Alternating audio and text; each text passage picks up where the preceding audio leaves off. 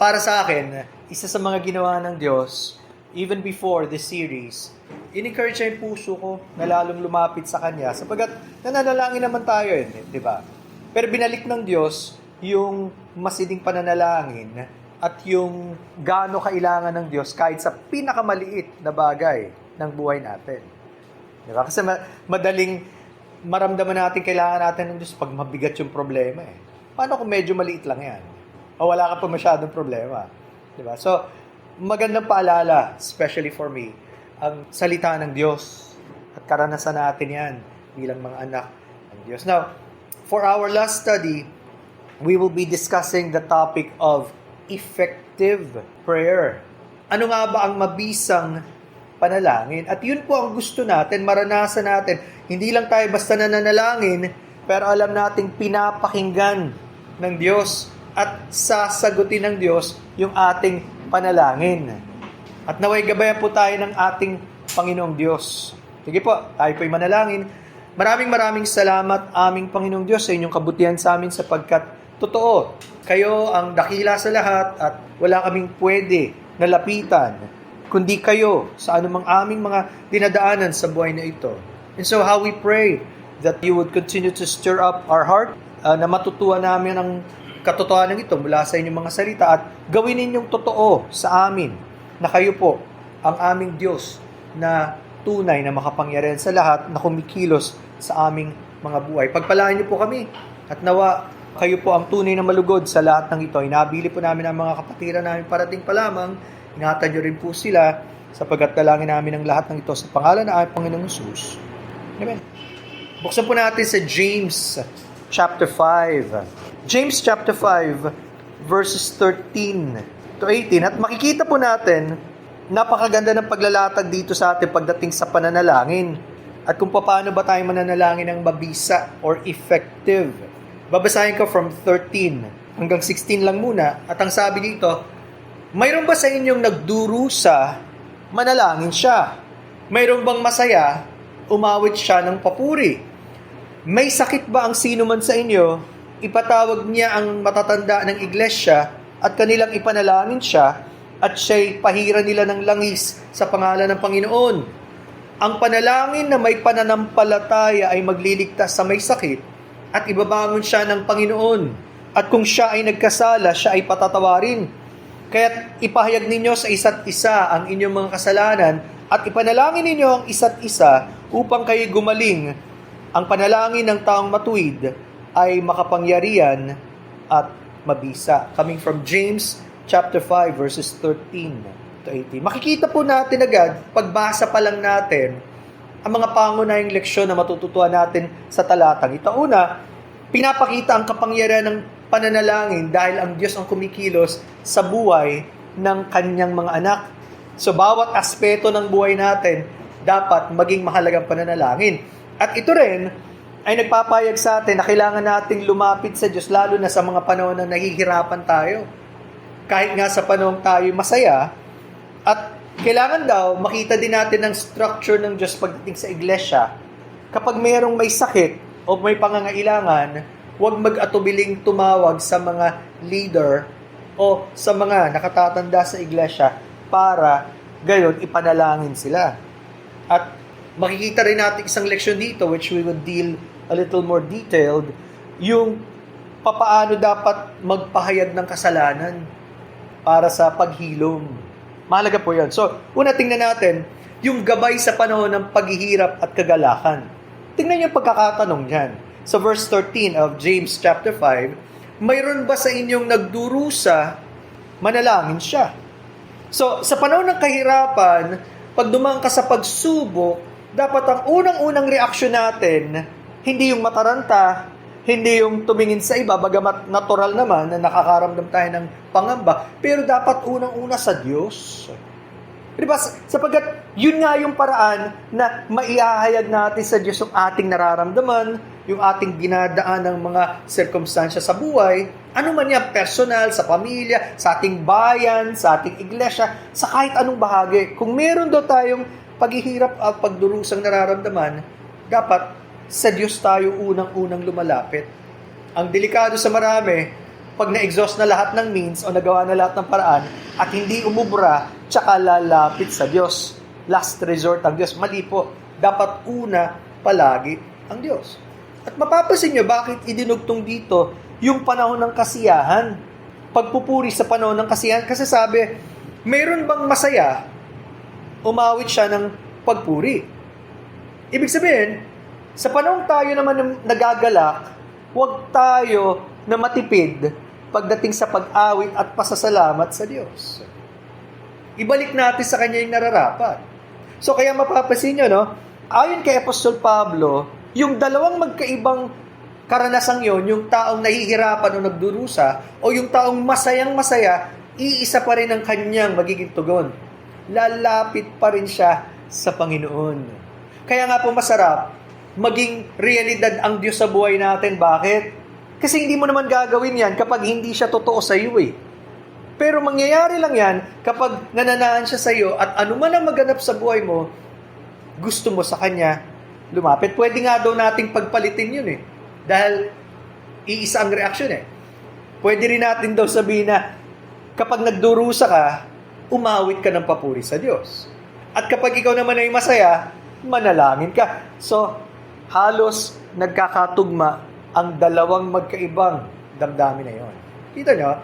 So, ang sinasabi lang sa lahat ng nagaganap sa buhay natin, palagi tayong lumapit sa Diyos. Walang panahon na hindi natin kailangan lumapit sa Diyos.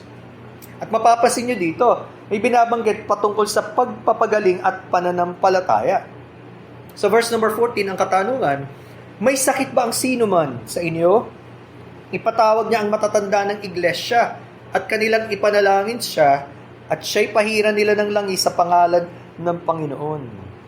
So, dapat natural daw sa atin yan, aside from our own, tayo na nanalangin, pamilya natin na nanalangin, huwag tayong mahiyang humingi ng panalangin, lalo na sa mga nakatatanda sa iglesia. At alam nyo na, pag sinabing nakatatanda, hindi yung matanda ang edad, pero ito yung matanda sa pananampalataya kasi sinasabi, yung elder, isang term din niya na pareho sa pastor o sa leader ng iglesia.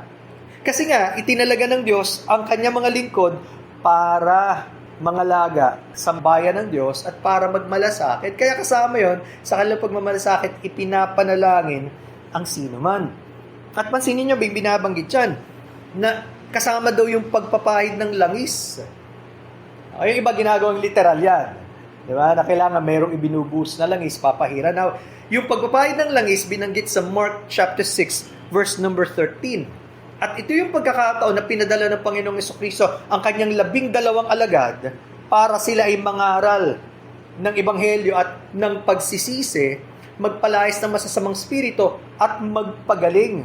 At kasama doon sa kanilang pagpapagaling, magpapahid sila ng langis. Sa Luke chapter 10, verse number 34, sigurado ko alam nyo ang talinhagang ito. This is the parable of the Good Samaritan. Ito daw yung talinhaga ng mabuting Samaritano. Tandaan nyo, ang tingin ng mga Hudyo sa mga Samaritano mababa.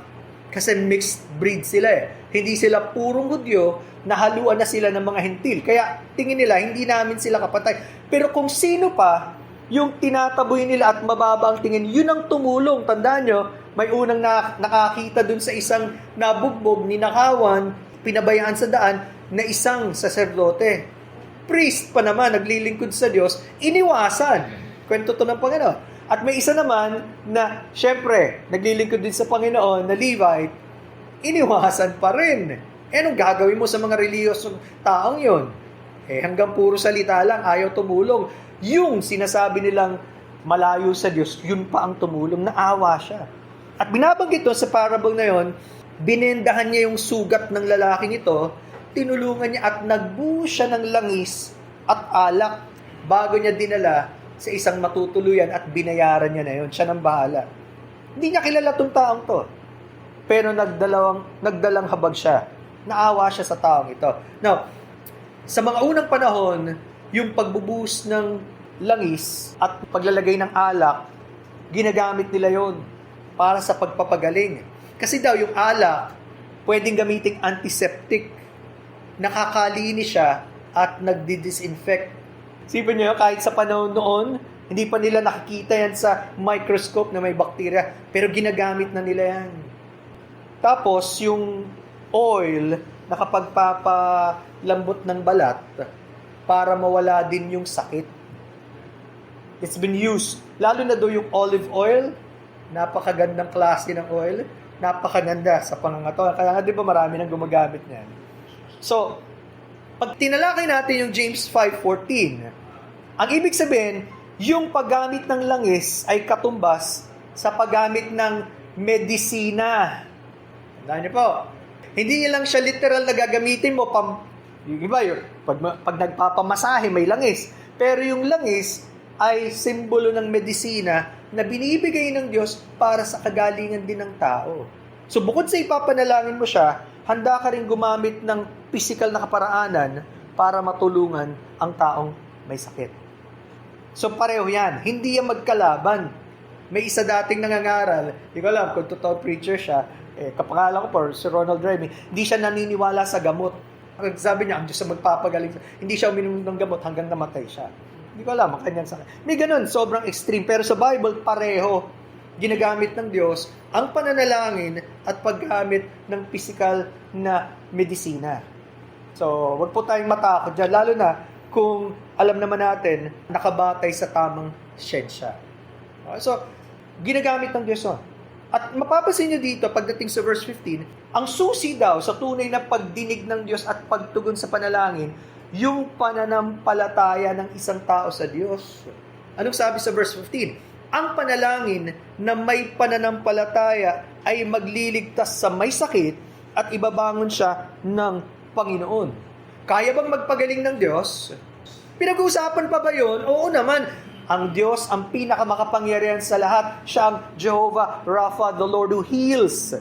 Walang imposible sa Diyos. Kaya, kung mananalangin ka na lang rin, lalo na sa kagalingan, minsan sabihin natin, sinat lang naman yan. Ba't hindi mo ipanalangin?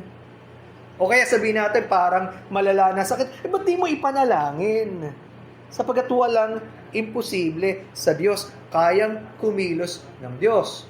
Pero tingnan niyo po, linawin natin. Ang pananalangin, dapat ayon sa kalooban ng Diyos. At handa tayong magpasakop sa kalooban niya. Tandaan niyo po, nung sinabi dito na siya ay gagaling, hindi yan blanket statement sa lahat ng klase ng sakit, pagagalingin ng Diyos. Kasi mayroon ganun yung prosperity preachers, lahat ng sakit mo mawawala. Sino nagsabi? Si Apostol Pablo nga, may tinik sa laman, hindi tinanggal ng Diyos Sabi ng Panginoon, 3 beses na nalangin, ang aking biyaya ay sapat sa iyo. Mananatili sa kanya pagpapaalala na kailangan niya magtiwala sa Diyos. So may ganon. Merong mga sakit na talagang kalooban ng Diyos na magpatuloy, pero dapat kahit doon, magtitiwala ka. Tingnan niyo po yung 1 John 5:14 and 15. Ito ang ating kapanatagan sa Kanya na kung tayo humihingi ng anumang bagay na ayon sa Kanyang kalooban, tayo'y pinapakinggan niya. Yun ang number 1 key.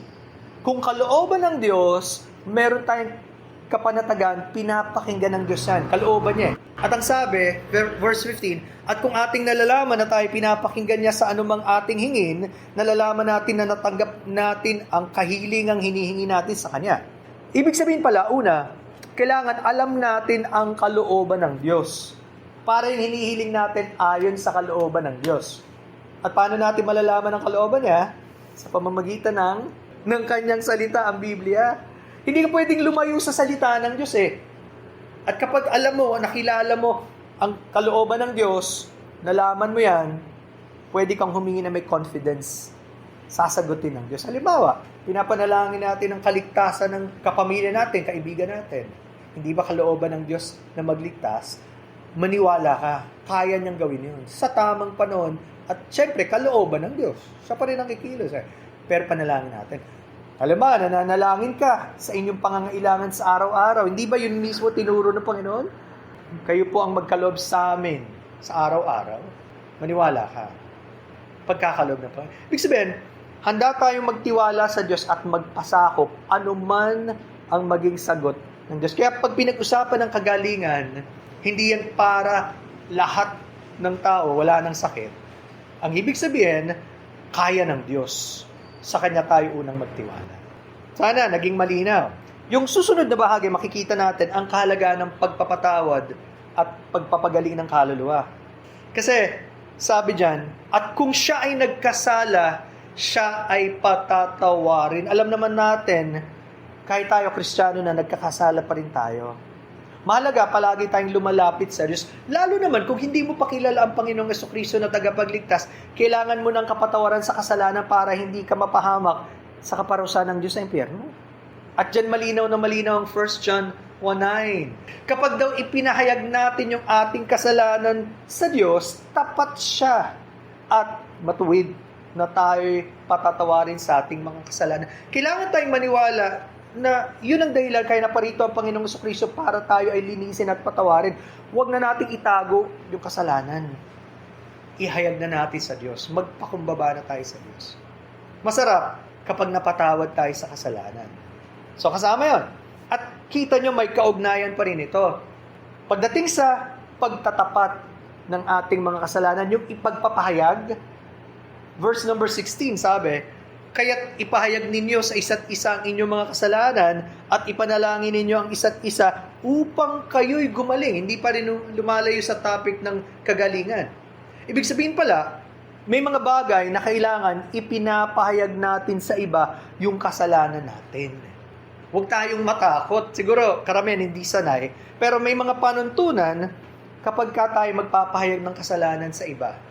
Lalo na since we are a church, iglesia tayo, katawan tayo ng Panginoon, dapat maging realidad dito sa atin kung kailangan nating umamin ng kasalanan. Una, ang pag-amin ng kasalanan ay dapat gawin sa taong nagawa ng kasalanan. Di ba yun naman ang sinasabi sa Bible? Kapag ikaw, actually, hindi pa nga ikaw ang nagkasala. Sabi, kung alam mo na merong kapatid ka na merong sama ng loob sa'yo, o hindi maganda ang iniisip sa'yo, ikaw ang lumapit bago ka mag-alay sa Diyos, lapitan mo, kausapin mo para magkaayos kayo. Kahit hindi ikaw nagkasala. Lalo na kung ikaw nagkasala at alam mo, nagawa ko ito sa kapatid, patawad. Huwag tayong mahiya kung talaga namang may nagawa tayong kasalanan. Pero pangalawa, paalala sa atin to, may mga pagkakataon kailangan nating sabihin at maging tapat tayo. Alam mo, di ba, madalas hinihingan tayo ng ano ang inyong prayer request. Bihira sa atin ang sanay na magsabing, pakipanalangin po ako sapagat ako ay nahihirapan sa isang bagay na ito.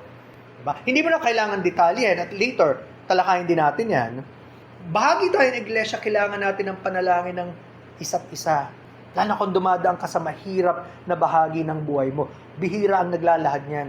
Kasi natatakot tayo, baka may sabihin sila sa atin.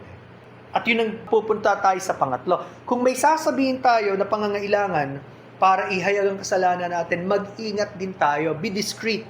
Pwede nating sabihin in a general term, pakipanalangin niyo po ako mga kapatid. Kasi kailangan kong magtagumpay sa isang kasalanan na nahihirapan akong takasan. Hindi necessarily babanggitin mo ang detalye. Hindi naman kailangan malaman ng karamihan. Pero at least alam nila may struggle ka at the moment. Mahalaga yun. Kasi hindi natin nalalaman na nangyari sa buhay ng bawat isa eh. Kung tayo magiging tapat, dapat madalas may mga pagkakataong ganon. I think it was John Piper who said, kung totoo tayo sa ating sarili at sa Diyos, di ba dapat madalas sasabihin natin mga kapatid, tulungan niyo kaming ipanalangin sa pagkakataong ito. Nahihirapan kami. O ako. Hirap tayong aminin yun di ba? Pero nakakatulong daw yun.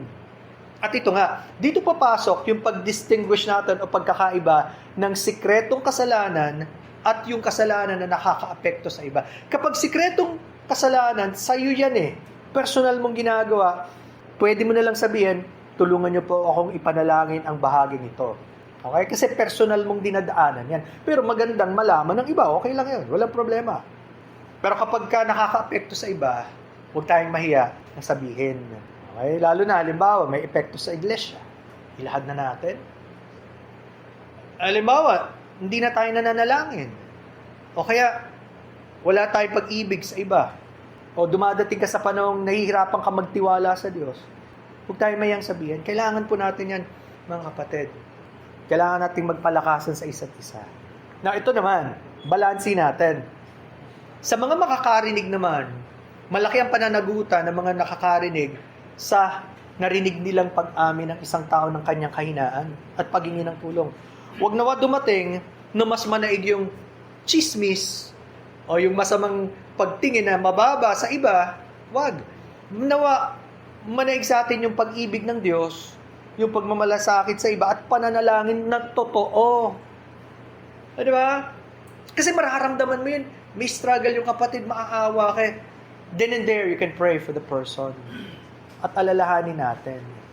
Doon tayo pinagbubuklod ng Panginoon kapag natutuwa natin yung ganong klaseng damdamin na nakalulugod sa Diyos. May dinadala siya. Alam niya rin yun eh. Mahirap magpatuloy ng ganon. Kaya mas maganda pa, malinis tayo sa harapan ng Diyos eh. Huwag na tayong mahiya.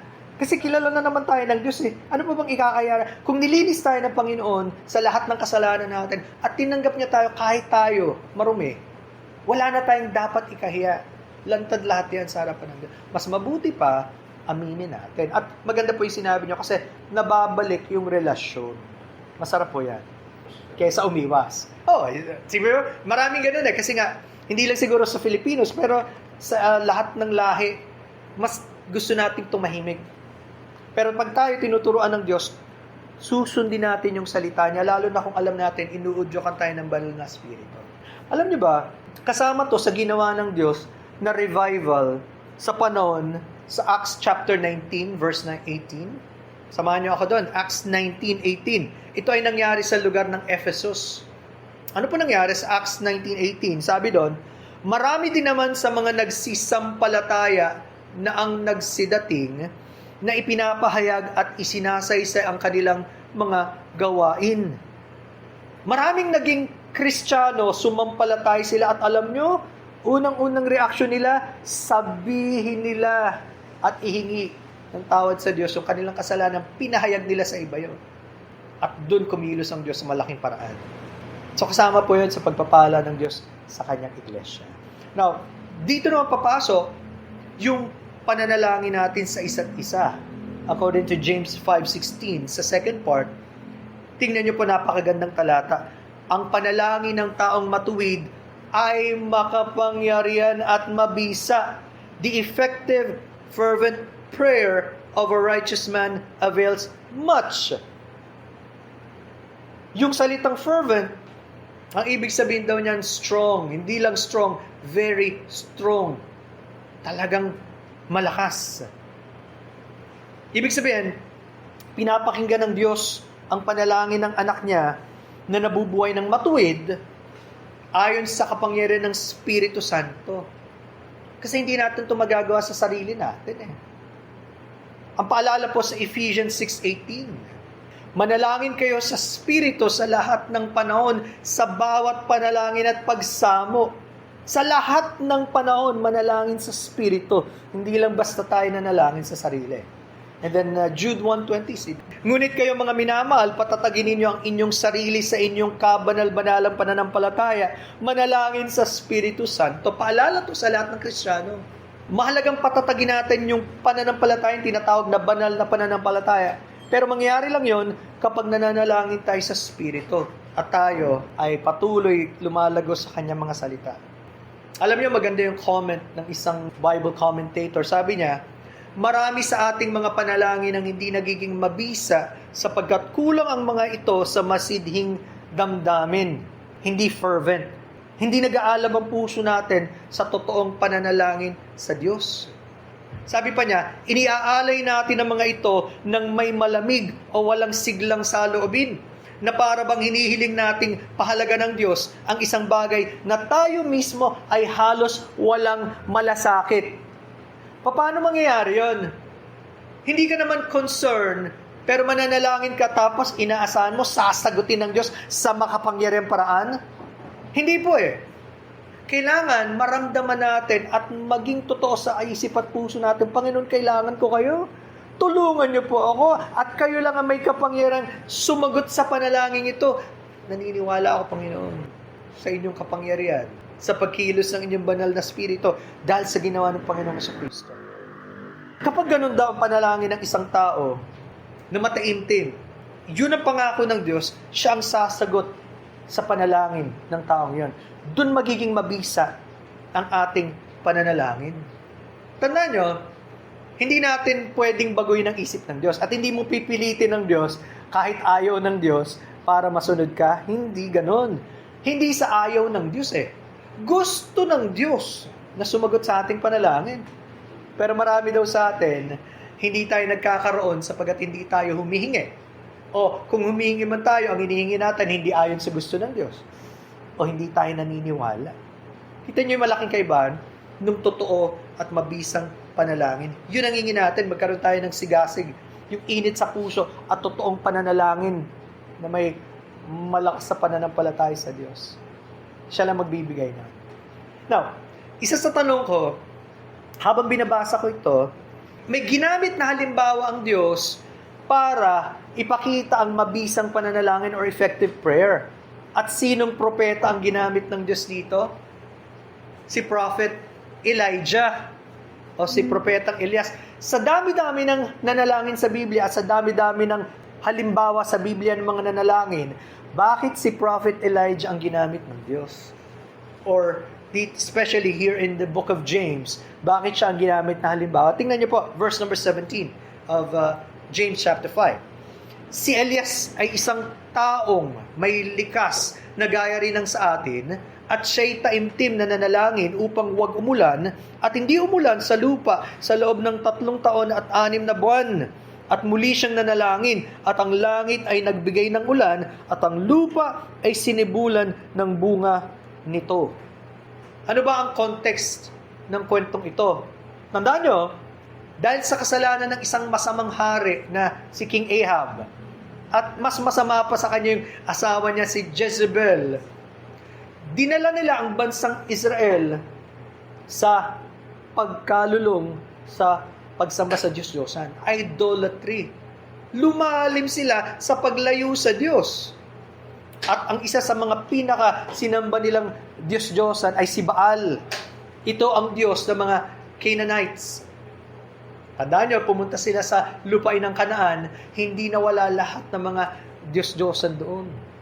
So si Baal, ang isa sa kanilang sinasamba. Pero ganito, ipapakita ng Diyos sa pamamagitan ng pagkilos niya kay Prophet Elijah na hindi totoo itong si Baal na pinaniniwalaan ng maraming tao sa panahon yun. Bakit? Itong si Baal, siya daw ay Diyos ng bagyo, ng ulan, ng pagbubunga, fertility, at pati ng kanilang pananim, agriculture.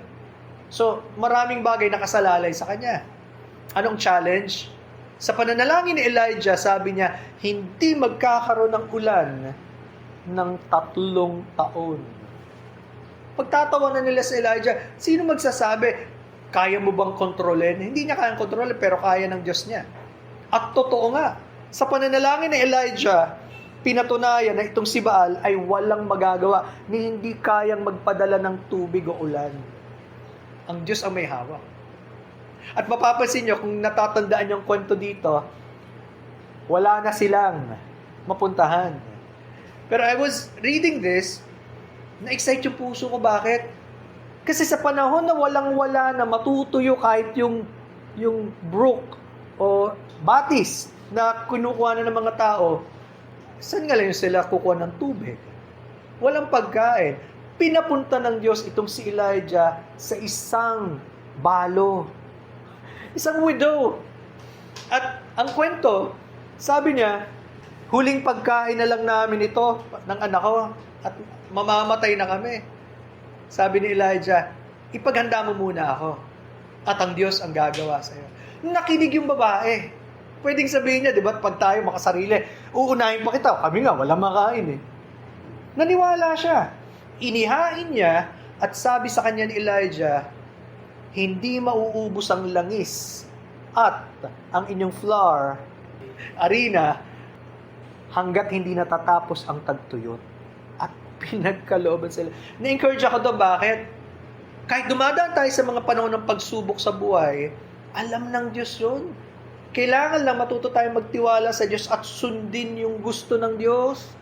Hindi yung puro tayo ang nasusunod. Siyang may hawak ng lahat. At alam nyo, nagkatotoo.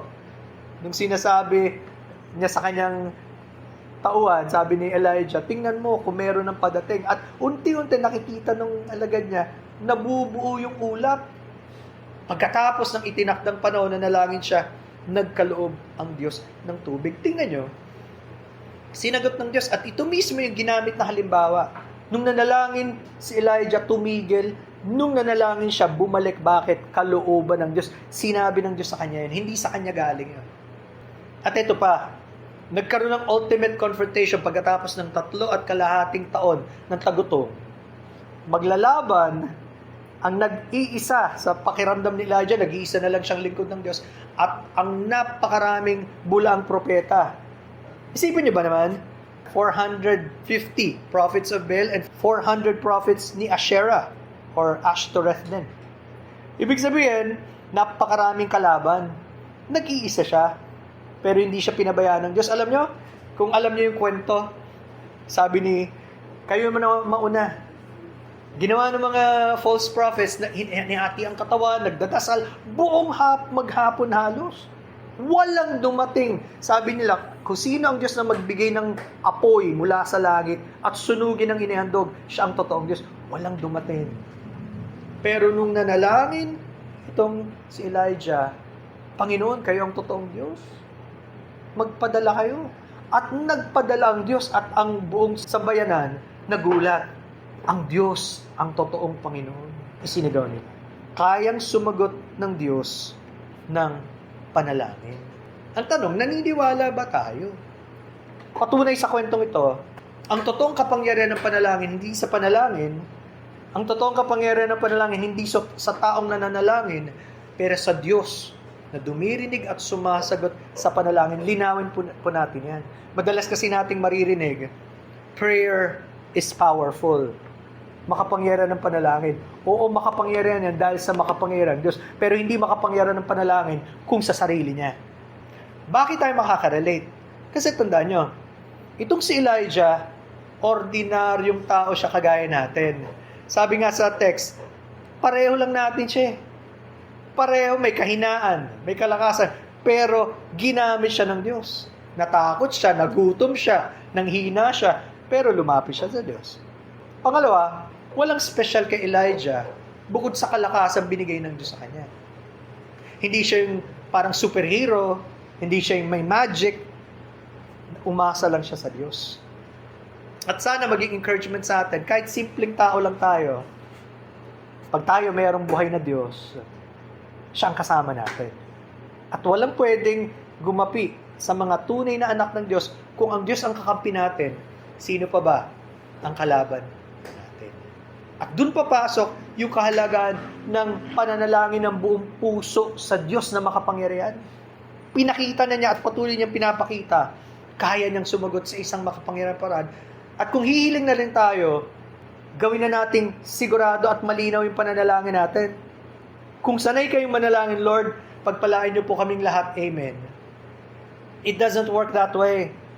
Kailangan, gawin nating specific, bagamat kayang magpala ng Diyos, ano ba ang pangangailangan mo ngayon?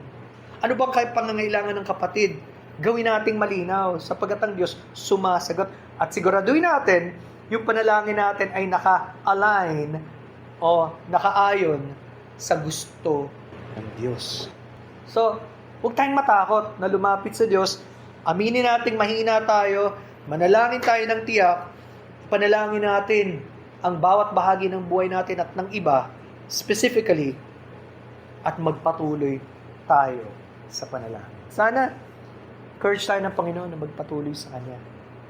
At makakita pa tayo ng kamangahamangang pagkilos ng Diyos.